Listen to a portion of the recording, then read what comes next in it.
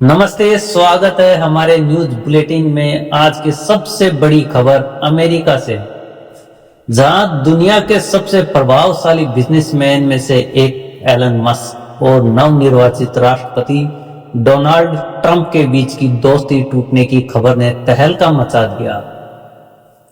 ये दोस्ती जो कभी अटूट लगती थी, अब सवालों में के घेरे में।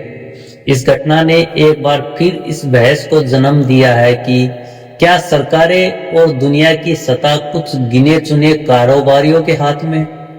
क्या हम एक ऐसी राजनीतिक व्यवस्था में जी रहे हैं जिसे विश्लेषक अब ब्रोलीगार्की कहने लगे?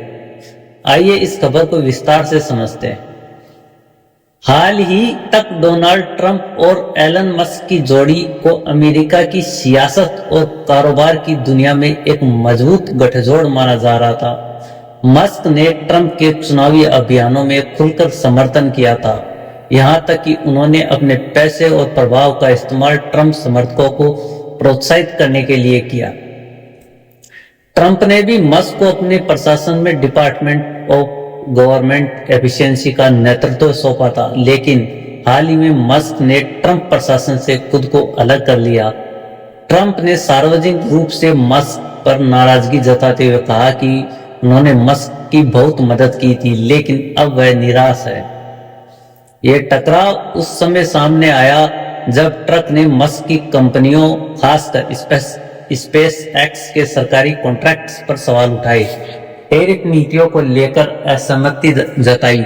मस्क ने जवाब में कहा, उन्हें सरकारी सब्सिडी की परवाह नहीं, लेकिन उनकी ये दूरी कई सवाल खड़े कर रही है। क्या ये सिर्फ व्यक्तिगत मतभेद है या इसके पीछे कुछ गहरे मुद्दे?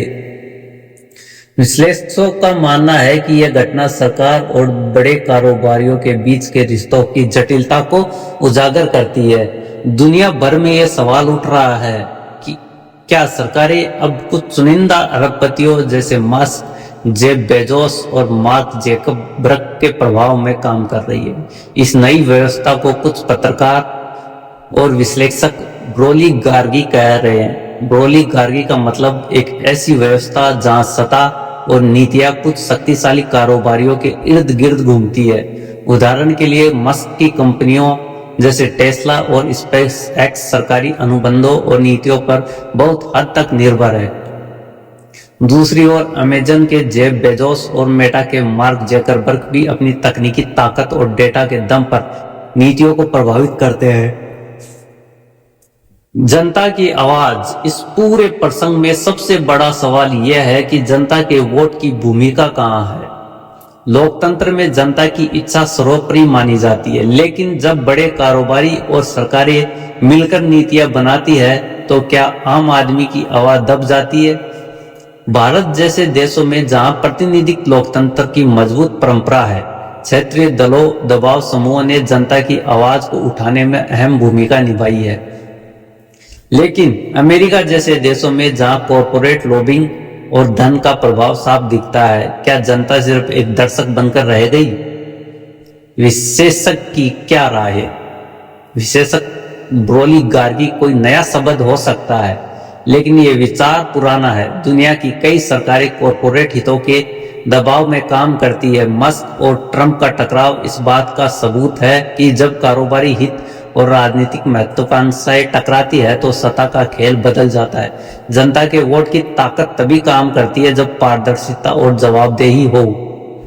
यह सवाल अब सिर्फ अमेरिका तक सीमित नहीं है, भारत में भी कॉरपोरेट्स और सरकार के बीच के रिश्ते हमेशा चर्चा में रहे हैं। उदाहरण के लिए बड़े भारतीय कारोबारी घरानों का नीतियों पर प्रभाव किसी से छिपा नहीं, लेकिन क्या यह प्रभाव लोकतंत्र के लिए खतरा है या आर्थिक विकास का हिस्सा? यह एक ऐसी बहस है जिसे नजरअंदाज नहीं किया जा सकता। मस्क और ट्रंप की टूटी दोस्ती ने एक बार फिर यह सवाल खड़ा किया है कि सत्ता और पूंजी का गठजोड़ कितना मजबूत है। क्या हम वाकई ऐसी दुनिया में जी रहे हैं जहां कुछ लोग ही सारे फैसले लेते हैं, और अगर ऐसा है तो जनता की आवाज को कैसे मजबूत किया जाए? इन सवालों के जवाब तलाशने के लिए हमें गहरी चर्चा और पारदर्शिता नीतियों की जरूरत है। हम इस मुद्दे पर आपकी राय जानना चाहेंगे। क्या आपको लगता है कि सरकारें कारोबारियों के दबाव में काम करती है? अपनी राय हमें कमेंट्स में बताइए। अगली खबर तक हमें इजाजत दे। नमस्ते, जय हिंद, जय भारत।